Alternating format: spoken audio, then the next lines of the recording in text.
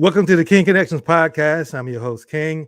Today I'm joined by entrepreneur, financial advisor, Jovan Jackson. How you doing today, Jovan? I'm excellent. How are you, King? Good to see you. Great to see you as well. So Thank I want you. to thank you for your investment of time and energy in joining me today. My pleasure. Well, to get things started, the first question I like to ask, and I'm going to define what I mean by this, but what's your spiritual energy number? And what I mean by that is a number between 0 being life sucks to 10 being life is awesome. Where would you say you fall in that spectrum right now, Right now, in this moment, in this moment? you know, I'm going to go with 8. I'm going to go with 8. Excellent, excellent. Now, the reason I asked that question, I'm a firm believer, like Einstein says, that energy is everything and everything is energy. Mm-hmm. And I've learned that when I have my meetings, I have events, when I do these podcasts, I always ask that question because if Mm-hmm. people answer 2 or 3, I realize that it's best to stop the meeting or ask them to lead a meeting or stop the podcast because Yeah. they're not going to be engaged. They're going to be adversarial and they're just not going to be present.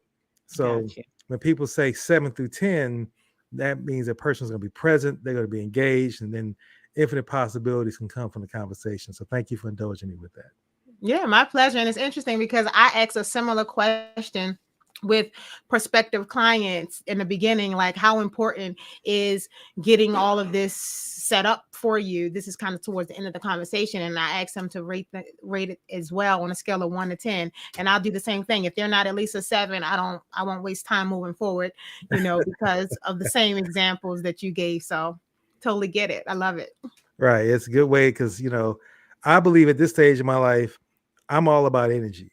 And Yeah. that's what I feel of a person's energy. And if it's off, we're not connected, then, there's no point in even building, you know what I'm saying? So we're in Gotcha. alignment there for sure. So to get things started, what would you say is your purpose in life? Well, purpose in life. When I think about purpose in life, well, I would say the first thing I that comes to my mind is that from a spiritual perspective of why we were even created in the first place, and that's primarily just for God's good pleasure, right?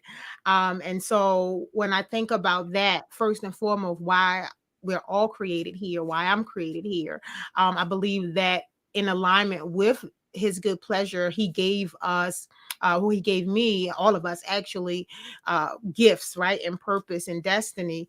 And my personal mission is to live a life of significance and impact and earn as many heavenly crowns as possible. So that's my personal purpose in life. But then, of course, I have a professional purpose, right, where I believe that we're all called to make an impact in our communities by sharing my gift of financial literacy. And that purpose is to bring good news and hope and assist as many families as possible to build safe and secure retirements, to become financially independent and be their own bank so that they can leave legacies of wealth to their families. So that would be my answer. Well, I love that purpose. And I love the energy you use to express that too. So you brought a Oh, lot of smile, the energy. So thank you for that. Definitely feeling you on that. thank So you. this next question is really kind of in line with what you just gave as an answer Mhm, because this term conscious leader gets thrown out quite a bit and mhm, it can mean the different things with who the person that's a leader, how they may mhm, define themselves as a conscious leader. mhm, So I'm always curious to ask people who I believe exhibit these behaviors, how mhm. they themselves define a conscious leader. So how do you define a conscious leader? Hmm. This will be, my personal interpretation of a conscious leader is someone who is aware, right? Hmm. Open, who goes against the status quo, someone who don't follow the system and the crowd, right? They take the time to learn about the narrow way and then teach other people what they learn. That's how I Hmm. would define a conscious leader. Absolutely. Excellent. Now, of all the things you've accomplished in your life, what would you say that you're most grateful for? Whew, I tell you right now, life, health, and strength. And that sounds a little cliche. But when you think about it, if I didn't have any of that, all of that gives me the ability to live out my purpose and destiny, right? And then to be able to, because the next thing is really my relationships with my family and friends. But without Mm. life, health, and strength, that would impact my ability to build those relationships with my family and friends. Those are the things that I'm probably the most grateful for. Absolutely. Yeah. Absolutely. What would you say are three behavior characteristics that best describe who you are? Hmm. For me, action. I'm very action oriented. I recently, one of the things I was exposed to recently was this. It's kind of like a personality test that goes in alignment with sales, and it's called Bank Code. I don't know if you ever heard of that, but it's a Mm. personality test, and it basically has you to organize the things that's most important for you. And my code is ANKB, which A is for action, N is for nurturer, K is for knowledge, and B is for blueprint. So action oriented is probably my very first behavioral trait. Secondly, I'm solutions or results oriented. So when people talk to you just generally and they have talk about issues or problems or concerns that they have, my mind automatically goes to, okay, how do we fix this, right? Very solution and result oriented. And then I would say lastly, it would be relational. I'm very relational. I'm very intentional and on building solid relationships. Mm. So those would be my top three: action, solution oriented, and relational, as far as behavioral traits I would consider myself to have. Excellent. Excellent. Now, I'm curious to know what inspires you to become a financial advisor? You want the long story or the short version? I, I want the version that your spirit compels you to give right now. Okay, well, I honestly believe that I was born with a financial mind, with the gift of finances. It I laugh about it now because even my brand is around being your own bank. You be the bank, I am the bank. Those are my brands, and it's funny because when someone asked me this a few years ago, it made me really think, and they wanted to go deep, and it made me think all the way back to my childhood where I was actually lending money as a child. That's how far back. That's why I know it was Mm. like I was born with this. And so just having that financial mindset as a child. But what a lot of people don't know about me, though, after having, all of the success that I've had and accomplishments that I made, but what a lot of people don't know is that there was a time back in 2008, 2009, where I had the rug pulled right from underneath of me. And I found myself broke, busted, and disgusted, alone Mm. and pregnant after that 2008 real estate bust. And maybe you remember that. I don't know. You're old Absolutely, enough. I do. Okay. Went through it. I had, Yeah. yeah, I had lost all of my savings in that bust. Foreclosures became my reality, repos, bankruptcies, divorce, all of that became my reality. And I found myself really trying to figure out, how did I get in this place after having so much success? And I remember finding myself sitting on the side of my grandmother's bed during the Christmas holiday week, because I had decided to spend that time with her so that I wouldn't be alone, since I was separated from my then husband at the time. And a colleague had given me a book to read, and I decided that I would read it during that holiday weekend. And the book was called Tax Free Retirement by a guy named Patrick Kelly. Well, what I learned in that book was mind blowing, simply because I had been pre exposed to the information 3 years prior. Mm. Now, let me remind you, 3 years prior, I was flying high, right? I was flipping properties and making big things happen. As the kids say, I was living my very best life. Okay. La vida loca. Okay. Right, right, Right. But the people who shared the information with me back then, they didn't give me all the information at that time. But had I known what I was reading in the book at that time, I would have made some different choices back then, which my then current situation could have been totally different. And usually when something like that happens to us, right, we tend to kind of like stop trusting people with our finances, with our personal stuff. We start to, hide stories and circumstances like this because we want everybody to think we have it all together, right? Especially right. in my industry, okay? We start to allow shame and embarrassment and pride to take over us because, we have this image to uphold. And I don't know, maybe you can relate to that. Maybe it's just me, where have you ever like got that information or got any type of information and then you found out that it wasn't all the information, or it was just wrong information and it caused Ab- an unfavorable outcome. Absolutely. Absolutely. And so I was just so passionate about the strategy that I had learned in this book that it was then that's when I decided I was going to become a messenger of good news, because I didn't want any of my family or friends to have to go through all of that financial devastation that I had endured. And so I always tell people, it's doing what I do now.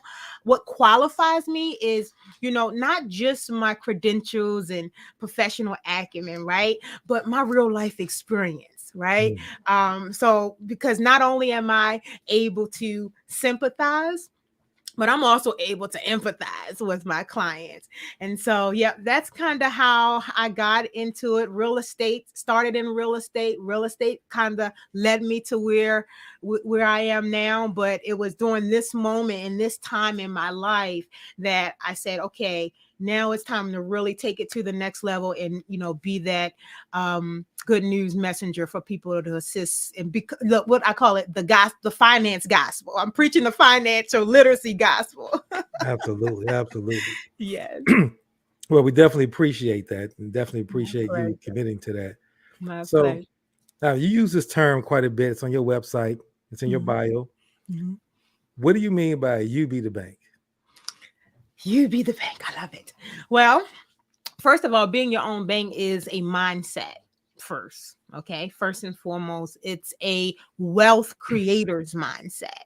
And what that means is um, graduating from the debtors and the savers mentality that we've been indoctrinated into, just through school and life. As we go through life, what they tell us, go to school, get good grades, right? So you can get yourself a good government job, right? And then you can retire maybe for a $40 watch, right? And hope that you even make it there, right?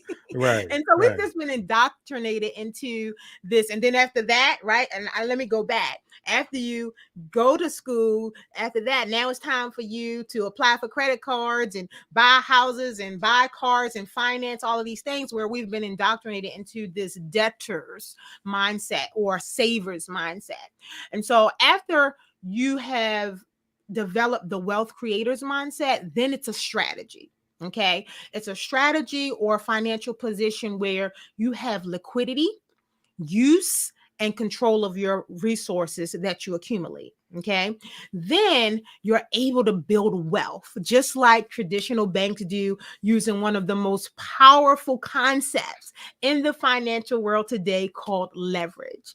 Unfortunately, we have been leveraged instead of being the leveragers. So that's what being your own bank is about. I mean, of course, I can't, it's more of a process in explaining, a strategy, but that's the best description I can give you, in respect of time.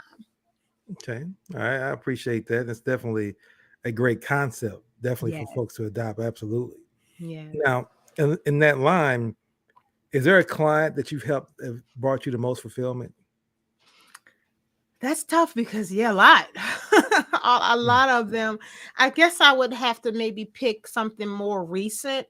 Um, One of my more recent success stories would be a middle-aged couple who they came to me and they were concerned about debt and saving more efficiently.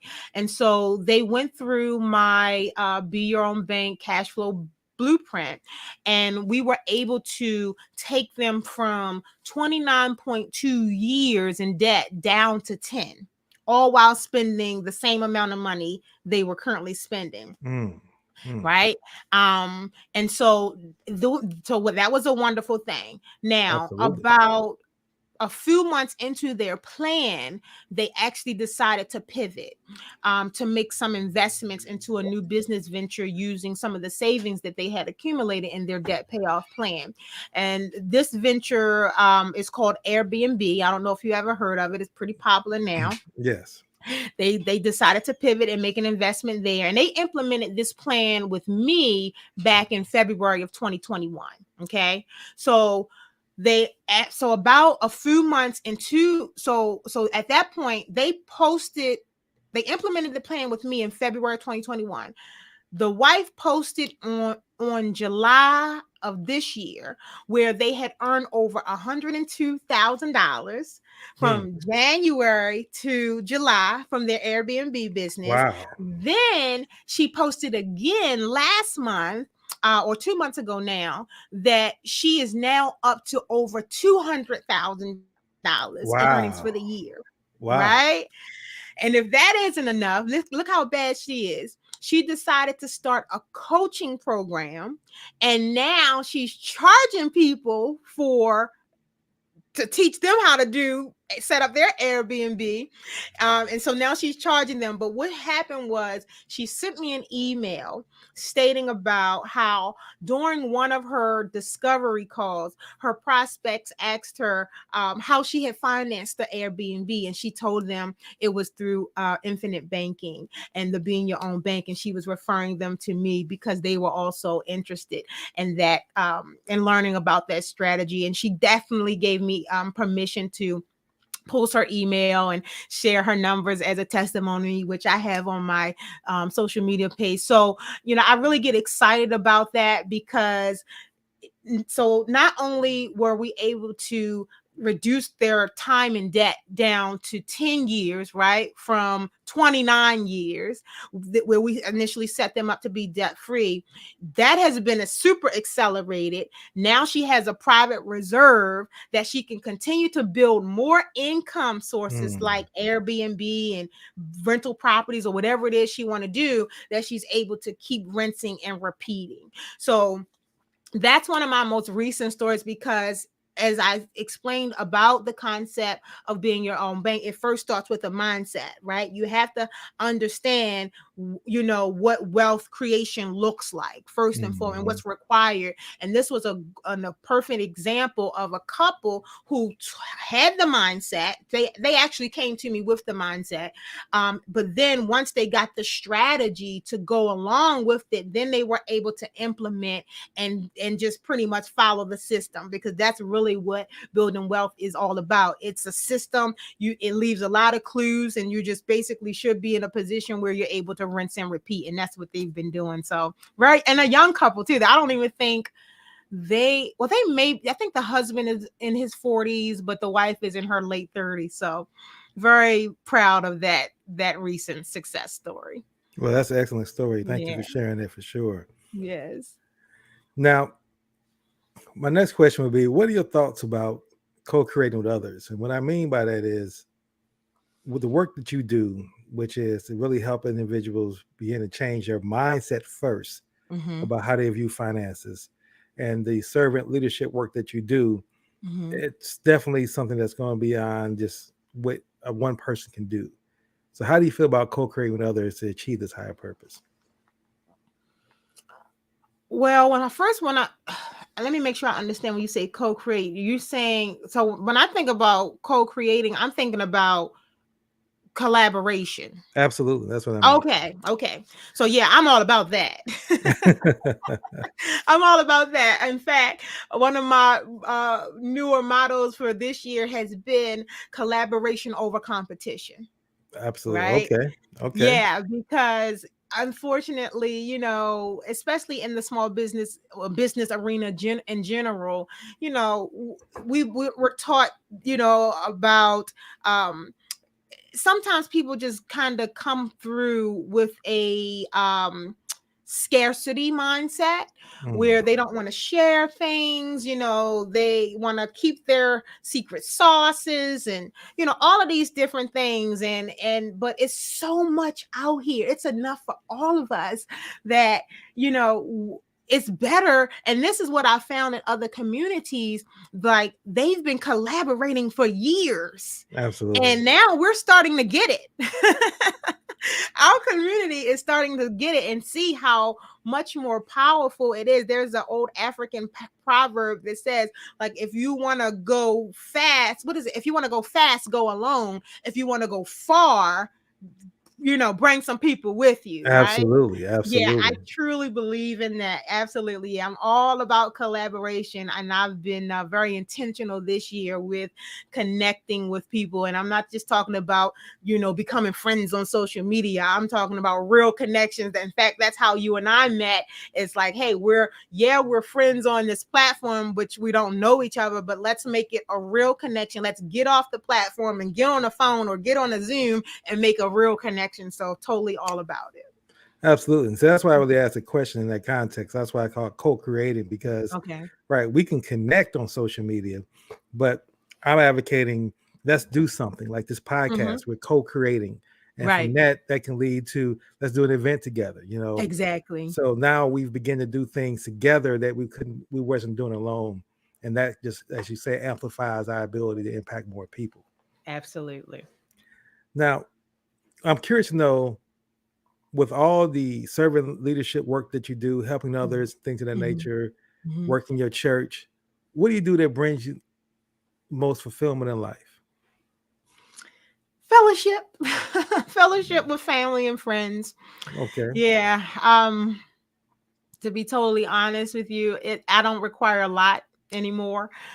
Being an entrepreneur, especially the type of work that I do, it's a lot of work. And it's a lot of brain work for me. It's my mind goes 24/7, believe it or not. Now I've gotten to the point where I've learned how to shut it down. But that's where I find my tranquility, is when I'm just not doing anything. Like, for me, not to have nothing to do is a win. Mm, that's what's Is up. a win at the stage of my life now. So yeah, fellowship with just family and friends, traveling. I really like to take cruises. That's my favorite way to travel. um and of course, seeing new places, prayer and meditation, breath work. Those are things that, breath work is more a newer process that I was introduced to, this year. Meditation over the past year. Of course, I've been praying for, a very long time, but those are the parts of my life that gives me the most fulfillment now, because it's most peaceful. Okay. All right. Yeah.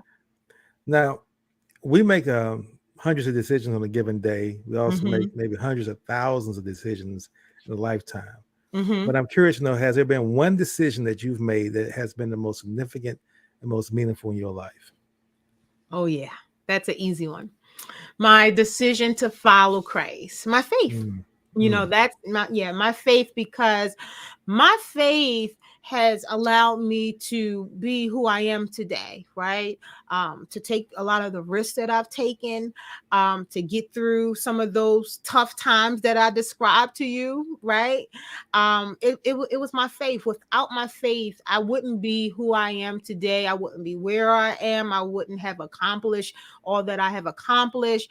In fact, I probably, wouldn't even be in my right mind, as most people who have had to go through some of the things that, some of the places I've had to walk through. I probably wouldn't be in my right mind. So I would absolutely have to say my faith. excellent. Excellent. Now, for me, I'm in the business of helping people connect, Mm-hmm. particularly conscious leaders, or like you call people spiritual capitalists, folks who Mm-hmm. exhibit behaviors as you see the Ten Commandments behind me. Okay. Now, in doing so, I realized that if I'm going to hold someone to a certain standard, I have to make sure I'm exhibiting that. So I Right. came up with eight key characteristics that I had to hold myself accountable to. Then I look for in others. And Yeah. now a person doesn't have to have all eight, but they have to have at least two, or for me, it's a deal breaker. And the Okay. two that I look for is growth mindset Mm-hmm. and a grateful spirit.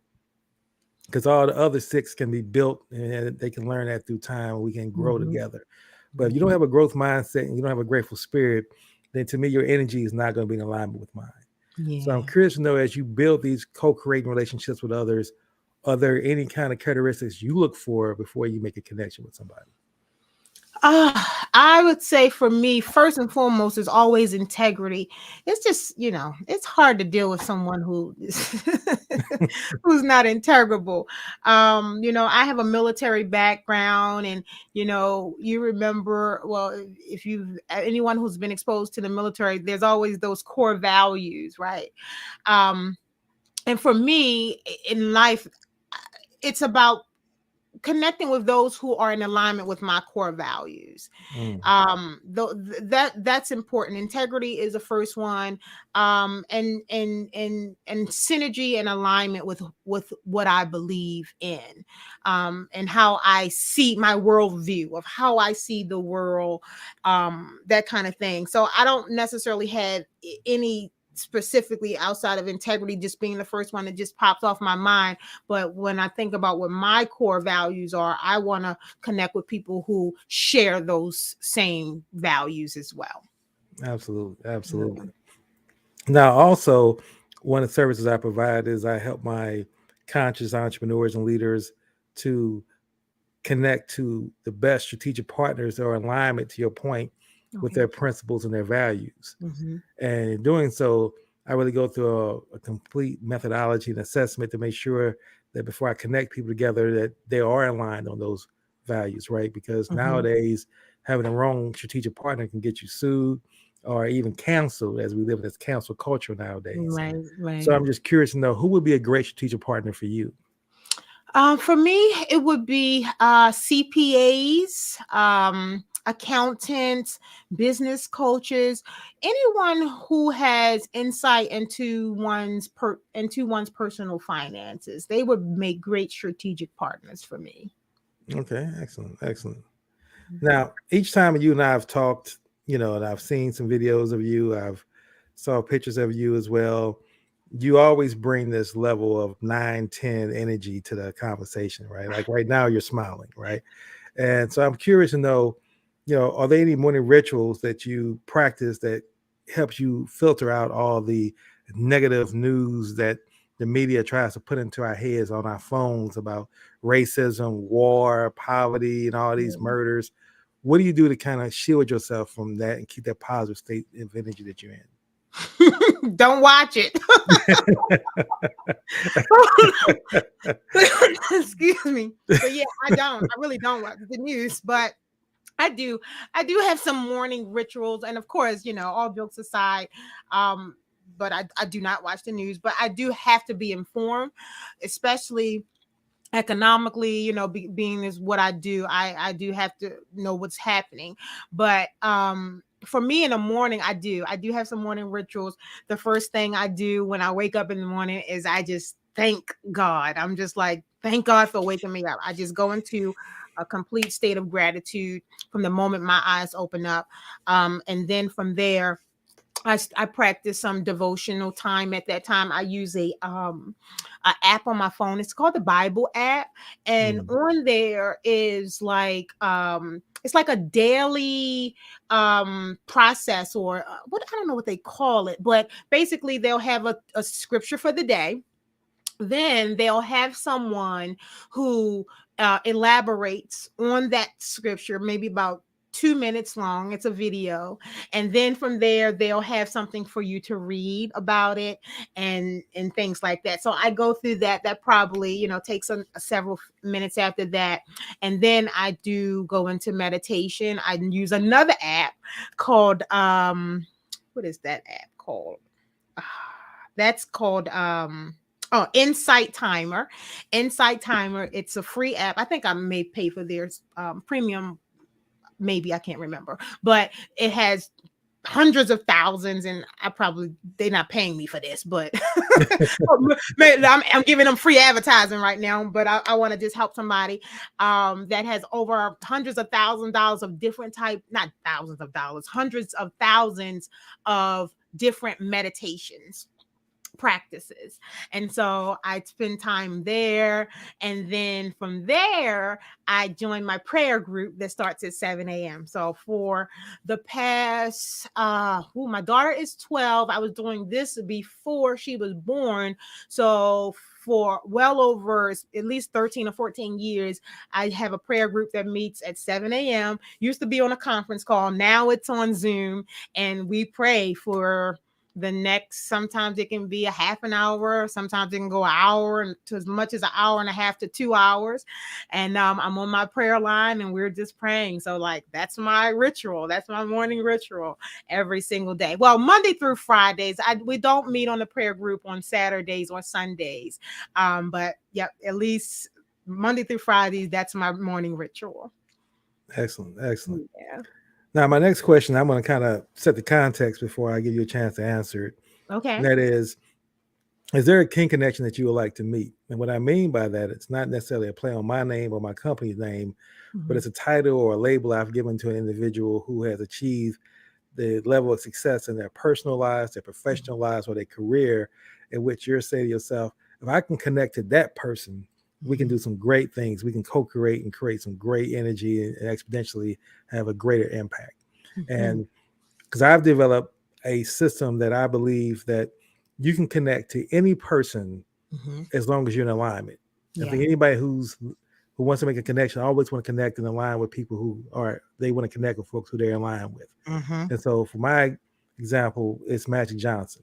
Okay. As a community developer, as a real estate developer, I admire the work he's done. And I believe that if he saw the conscious community model I want to build, that he can bring a lot of experience and expertise to that, as well as connections, relationships. Because I don't want to meet him as a fan where the leverage is I'm here and he's here. I want to meet him and say, no, let's co-create and make some things happen, right? So with that being said, who would be a great kin connection that you would like to meet? That's a good one. Who would I say? Oh, that's tough. Let's see. Both people that I follow, mentors, I've met them already. So let's say, I think to meet face to face, I would say, that's tough, King. That's tough. Oh my gosh. Maybe I'll go with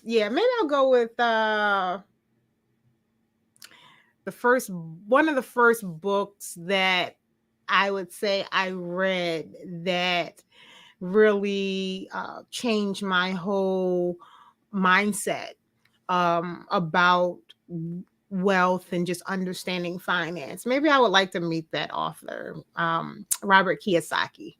Okay. He is the author of Rich Dad, Poor Dad. And that's a book that I always tell people, like, if you want to just understand conceptually how money works and things like that, read that book. So maybe I'll like to meet him. And even though I see him a lot on the internet and YouTube and all of that, but maybe just getting that chance to meet him, to let him know how, that book really helped set the trajectory of my career, my thinking, and things like that.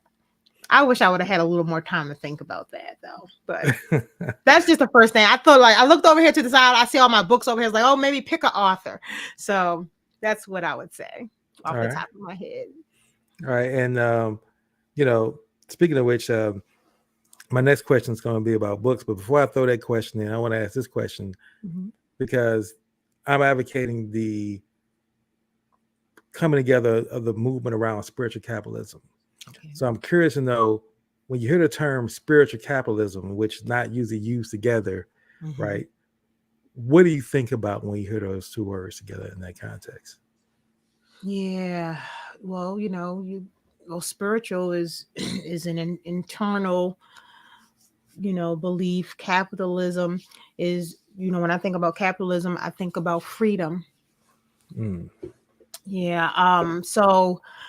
I guess if I had to think about those two words just off the top, I would think about, being um liberated, right, from the inside out, and having that connection, that divine connection to your source, and being able to emanate that liberation to other people. That would be how I would sum up. That's the first thing that comes to my mind when I think about spiritual capitalism, is being free enough to be connected with who you are internally, what it is, your purpose, and why you're here, right? And then how you can translate that out into the world and to be a blessing to other people. That's what I think about, well, off the top of my head, about those two words together without going into the formal definition and all of that. No, that's a great way of looking at it, and just to kind of just bring that home, spiritual capitalism is a book that's written by a gentleman by the name of Michael E. Hendren, and Okay. just kind of 10 commandments that you see around me. The very first commandment, to your point, that shows your alignment with this, is business is a spiritual experience. Mm. And see, when you understand and approach business in that mindset, that Mm-hmm. changes the way you view business, as That's opposed right. to, I'm going to create a business so I can make money. Right. Right. That's two different ways you're looking at it, and two different energies you're going to put into the business that you create for that. That's right. And my last question, which I get a lot of information from this question, not to judge people, but it just, I get some great book tips, as well Mm-hmm. as it helps me to see kind of how a person, where their thoughts are conceived from, right? What has influenced them. And Mm-hmm. so, with that being said, Mm-hmm. what book would you recommend? I know it's difficult to come up with one book, but for our listening audience, what one book would you say, and it could be multiple books if you had to, would you say that these books or this book has been the most influential in my life, or maybe a book you read recently that may have been the most influential in the past week, that you would say, you all have to read this book because it is that powerful or has impacted my life in this way? Yeah, that's okay. Well, first I'm gonna start with my own book. Okay. Let me start with my own book. All right. You be the Okay. bank. All All right. right. Now I'll give my own book. You be the bank, financial self to wealth. Right. Read that. Is that available Uh, on Amazon, or they can get that from? yep, they can get it from Amazon, but they probably would prefer getting it from me. They get a nice signed copy and There some you go. extra stuff. Yes, you can get it from ubthebankbooks.com. Yeah, ubthebankbooks.com. And that would be my first one. And then I think something that I recently read, I thought that book was pretty good. It was called Atomic Habits Mm-hmm. by James Clear. Yes, I love that book. Yeah, that was a pretty good book because success is determined, first and foremost, our character our character is where who we are, right? But then from our character we start to formulate habits, Mm-hmm. and then our habits create pretty much our destiny. Yes. It's the little things that we do every single day, consciously and unconsciously, Mm-hmm.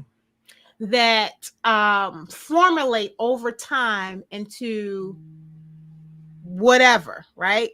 Good or bad. Our current situation, where we are today, is a direct result of the things we did yesterday, the day before, 5 years ago, 10 years ago, right? So I think that was a really good book because it really helps you to first identify what does it takes to first create a habit and change a habit, right? But not just any habit, but habits that you want to, that will help you to create your destiny, your outcome that you desire. So I would start with that, because that is the last book that I actually read, Atomic Okay. Habits. Mm-hmm. That's a great choice. Great book. And I agree with you 100%. Well, I want to thank you again for your investment, time, and energy. And as we conclude this interview, I want to give you an opportunity to share any words of wisdom as well as your contact information that you have, so folks who are listening to the podcast can reach out, connect with you, and look to co-create and build with you. Yes, my pleasure. And I also, if it's okay, I love to offer your listening audience a gift.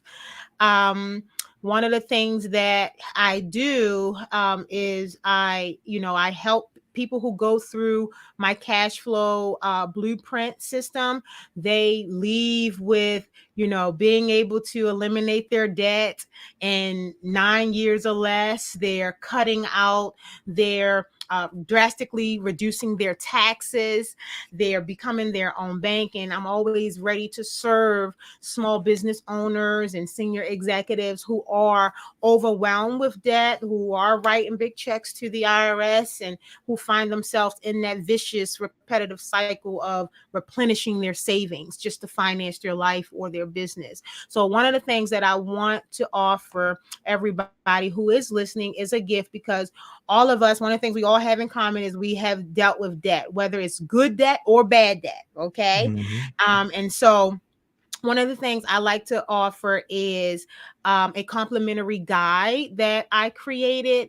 It's called Becoming Debt Free in 9 years or Less, including your mortgage and your student loans without sacrificing your lifestyle. I want to offer that to the first 10 people who request it using, we'll provide a link that they can click on, or they can just text the word freedom to 443-419-7552.